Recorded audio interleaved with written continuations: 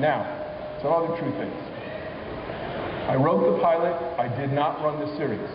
So when you write the pilot, you are considered the creator of the show. So you write the template, as it were, or the original, model for the show. And although I had the opportunity, there were other things I wanted to do with my writing career at that moment, so I didn't run the show. Second truth, I didn't come up with all of those things. There are a number of people, particularly a guy named John Koivula, who was a friend of mine, still is a friend of mine.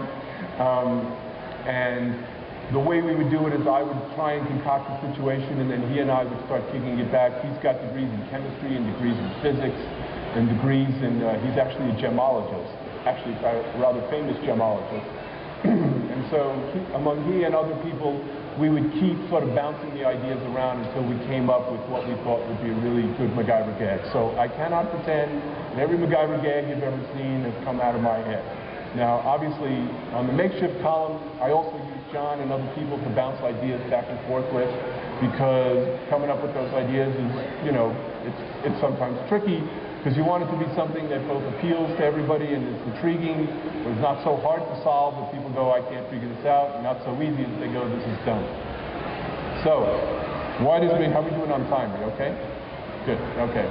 So now, let's talk a little bit about sort of why MacGyver became what he became. And that's a really, in many ways, that's at least an interesting, if not a more interesting story. I think there are really three principal reasons why MacGyver became what has turned into truly an international sort of cultural icon. Some would call it a meme or a meme, some would call it a zeitgeist. I have been invited to talk to people at the Pentagon based on MacGyver, and they, to a large extent, have started to adopt those principles into a lot of their thinking. And I think it has to do really, as I say, with sort of three basic things.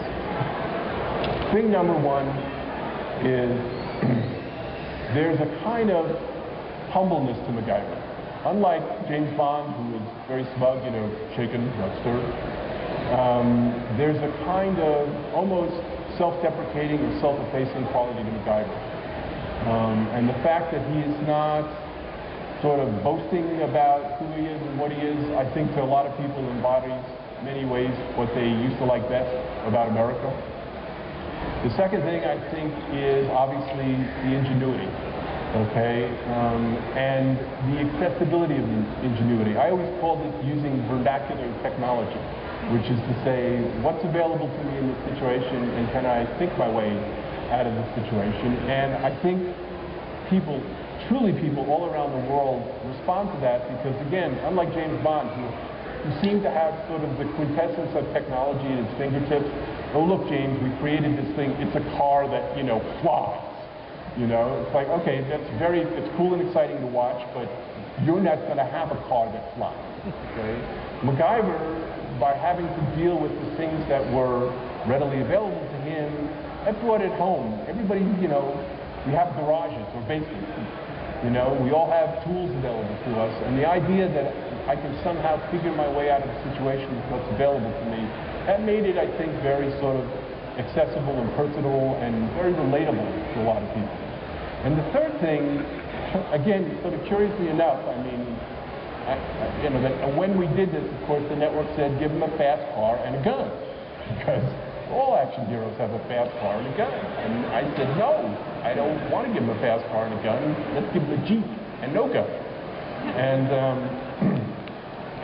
I think the fact that he refused, there were episodes, I believe, where he picked up a gun, but it was never used to shoot somebody. It was maybe used to scare them off or deflect them. But the idea was, it's not about being able to use a gun. And the extent, I think, that made the show extraordinarily popular. I certainly know from a lot of parents, when I got cards and letters, this was before there was such a thing as email, they would say, he's the only character who doesn't shoot his way out of the situation, who has to think his way out of the situation. And it's the only show I feel good about encouraging my children to watch, because it's kind of bright makes right as opposed to might makes right.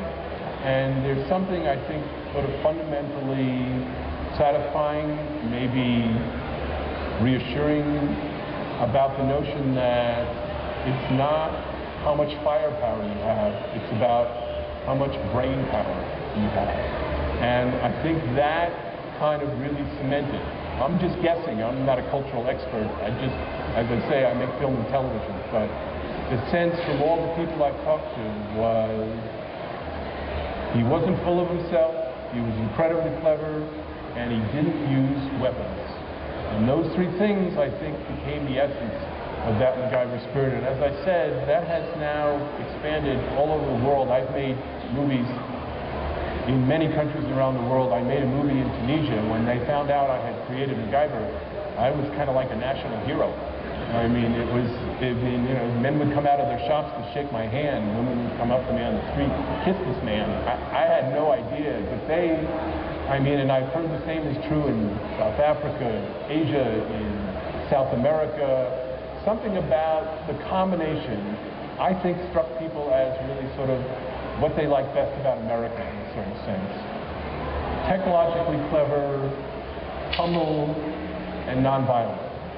Unfortunately, I think we've lost a lot of that, and certainly in the last 10, 20 years. I'm not sure that's the same impression we have around the world, but clearly MacGyver entered the language because it's now in virtually every dictionary.